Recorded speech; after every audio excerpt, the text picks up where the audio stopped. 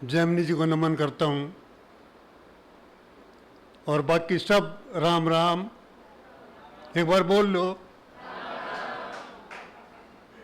बड़ी अच्छी अच्छी कविताएं आपने सुनी। ये थोड़ी देर यूँ समझ लियो जनो कृषि दर्शन का प्रोग्राम चालू हो गया।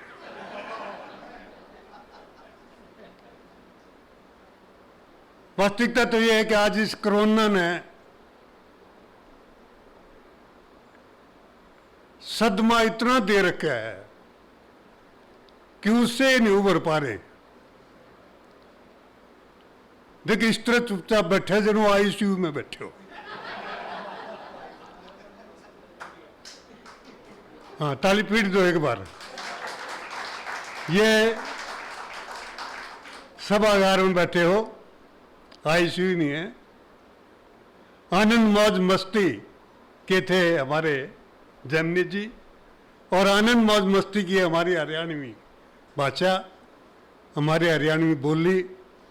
जितना भी आनंद लिया जा सके इसमें आप भरपूर आनंद प्राप्त होगा, क्योंकि हम टेंशन लेते ही नहीं।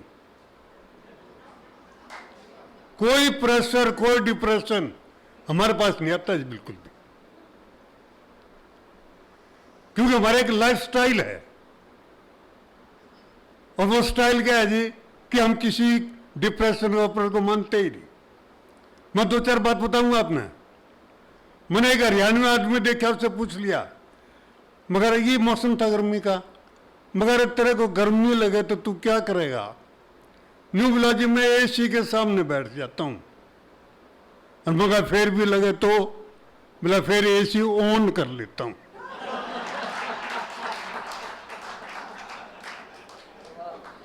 यानी जो आदमी बंद एसी के आगे मजे ले ले उसके टेंशन करेगी के? अच्छा ये तो नहीं जी, और भी बताऊंगा एक दो बात आपने। एक कहता हमारे हरियाणा के आदमी के फांसी की सजा सुनाई, यानी मौत को भी एंजॉय करते हैं हम। मजिस्ट्रेट ने उसको कहा कि कल तुम्हें फांसी पर चढ़ा देंगे। नहीं बोला अच्छा उतारोगे कद? और 500 महीना भात भरना है।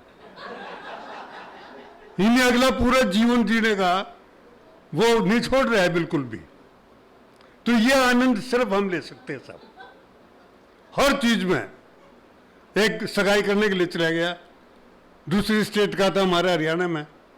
उसने देखा कि लड़का तुतला रहा है, तो लड़की वाले को बड़ा ठीक सा नहीं लगा। उन्होंने लड़के वाले से कहा बाप से कि जी आपका लड़का तो तुतलाता है, ये हमारा आनंद देखिए हरियाणा है साहब। नहीं बोला जी आपका लड़का तो तुतलाता है। वो हरियाणा का बाप बोला जी हमेशा नहीं तुतलाता। बोला और? बोला जब बोलता है तभी तुतलाता है।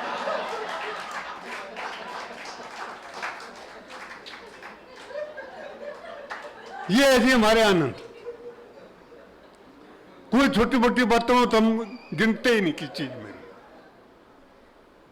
अच्छा हम कभी भी, मैं क्या करता हूं कि हरियाणा का आदमी कड़वा नहीं बोलता। तो किसी पे भी हंसी आ गई। वास्तविकता है, क्योंकि कड़वा खाता ही नहीं कुछ। एक चला गया तो बीमार हो गया, तो बुखार चढ़ गया, डॉक्टर के पास चला गया। डॉक्टर जब दवाई लिखने लगा तो हरियाणा का आदमी बोला डॉक्टर से, बोला डॉक्टर साहब कड़वी दवाई मत लिखियो। अब डॉक्टर भी हरियाणा का था। बोला डॉक्टर साहब कड़वी दवाई मत लिखियो। डॉक्टर बोला घेवर लिख दूं?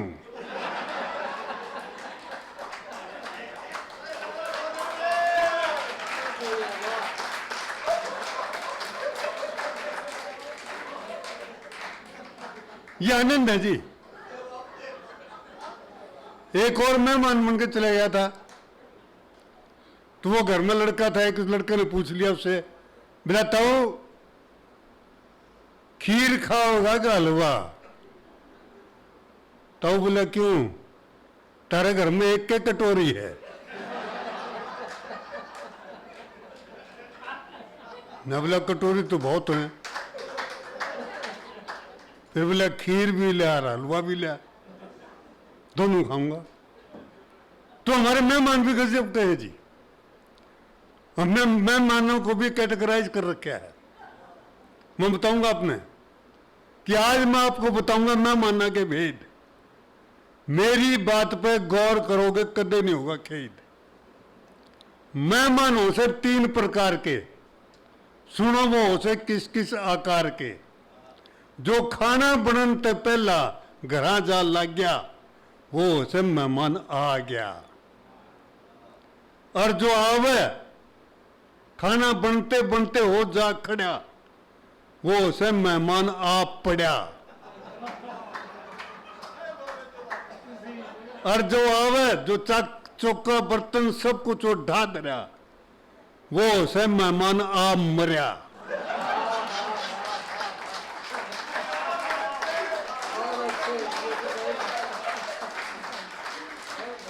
यानी आ गया मेहमान का तो हो से स्वागत, आ पड़ा की भी करी जैसा आओ भगत।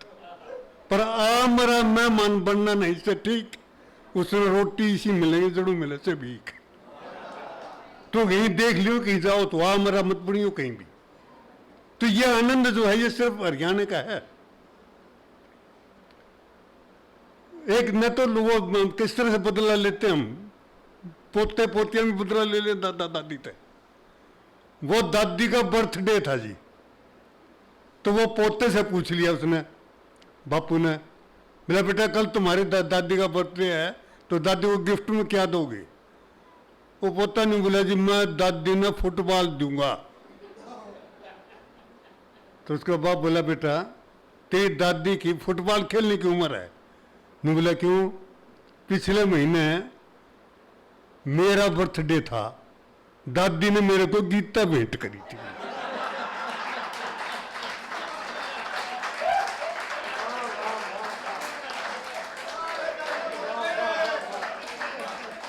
तो ये अपना समझ के सब काम ठीक ठाक करो। बहुत हर चीज में जो है ना पूरी स्पष्टता है हमारे यहाँ। वो एक रोज दारू पी के घर आवा है, दोस्त के साथ पिया करता, रोज चला जाता पी के आवा है। तो एक दिन उस दोस्त ने पूछ लिया, देख लो कितने स्पष्ट हम, उस दोस्त ने पूछ लिया यार तू रोज घर दारू पी के जावे, तेरे घर वाले कुछ नहीं कहती? उन्हें बोला कहती है। बोला क्या? अब तेरे दोस्त के कीड़े पड़ेंगे।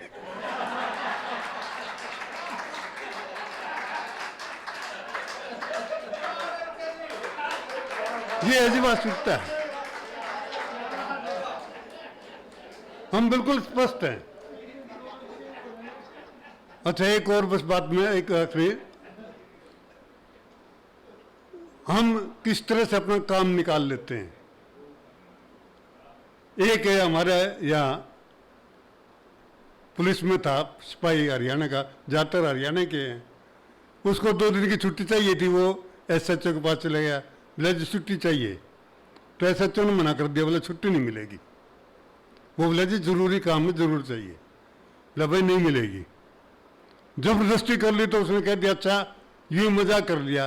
बोला मैं तेरे से एक सवाल पूछूंगा, अगर तूने सवाल का जवाब सही दे दिया तो छुट्टी मिलेगी, नहीं तो छुट्टी नहीं मिलेगी। बोला जी पूछ लो।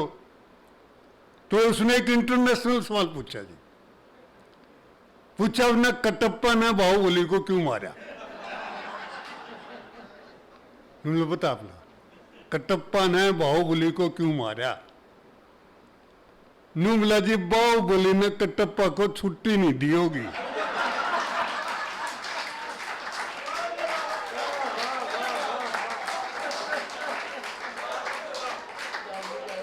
तो हम अपना सारा काम भी निकाल लेते हैं। ये आनंद मौज मस्ती हमारी। और इसी के ऊपर एक छोटी सी कविता भी, हालांकि कविता से मेरा कोई लेना देना तो नहीं है, एक क्योंकि काव्य पाठ है तो करनी पड़ेगी। किस तरह से हम अपना निकाल लेते हैं काम, जैसे वो बाहुबली ने या कटप्पा ने निकाल लिया, इसी तरह से किस तरह से काम निकालते हैं कि एक गांव के निवासी थे सब आर्य, उनके सारे धार्मिक कार्य करवा करता एक पादा। गांव के लोग कहा करते उसने दादा। दादा घना नहीं पढ़ रहा था पर सारे कामों में को कट रहा था। न्यू तो दादा की गांव में थी पूरी टोर, पर घर ते था थोड़ा कमजोर। भाग्य में थी कुछ गर्दी, ऊपर तो आ गई सर्दी। और दादा के घर में रजाई नहीं थी, इसलिए दादी की यह बात बिल्कुल सही थी कि तू किसी तरह पंडताई, तेरे घर में एक भी नहीं रजाई। मेरा तो लेना आ गया भाई, मैं तो अपने मायके चली जाऊंगी और जब तक रजाई का जुगाड़ नहीं होगा लौट के नहीं आऊंगी। दादा बोला, सुन मेरी प्यारी, गांव में रह रही से घड़ी कुआरी, होने दे किसी की ब्याह की तैयारी, फिर देखी मेरी होशियारी। इतने में आंख भी नहीं टपकी थी कि एक छोरिया, एक चौधन टपकी थी। छोरी का ब्याह आ गया, बोली चौधन। दादा का मन हो उठा प्रसन्न। फिर दादा ने फेरे में काम आने वाली चीजों की एक लिस्ट बनवाई और बेदी पे काम आने ये चीज लिखवाई कि रोली मोली पान सुपारी दूध दही घी और फलहारी, आम की लकड़ी हवन सामग्री और कपूर, लोटा नारियल और सिंदूर, 10 मीटर कपड़ा, 20 किलो रुई, 6 रील धागे और 4 बड़ी सुई।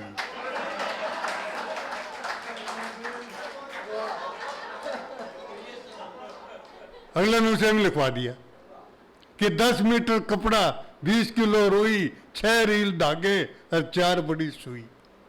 फिर दादी तो बोला, इस तरह दादा ने रजाई के साथ गद्दे का भी कर लिया इंतजाम। फिर दादी तो बोला था कि फिर जाने का नाम लिए नाम। अब शादी वाले दिन दादा ने एक सुंदर सी बेदी रचाई। अब को जस्टिफिकेशन भी देनी थी, या 20 किलो कपास क्यों मंगवाई उसमें। तो शादी वाले दिन दादा ने एक सुंदर सी बेदी रचाई और 20 किलो रुई वह बेदी के चारों तरफ बिछाई। और वर पक्ष का पंडित बड़ा हुआ हैरान, कपास बिछी देख के हो गया परेशान।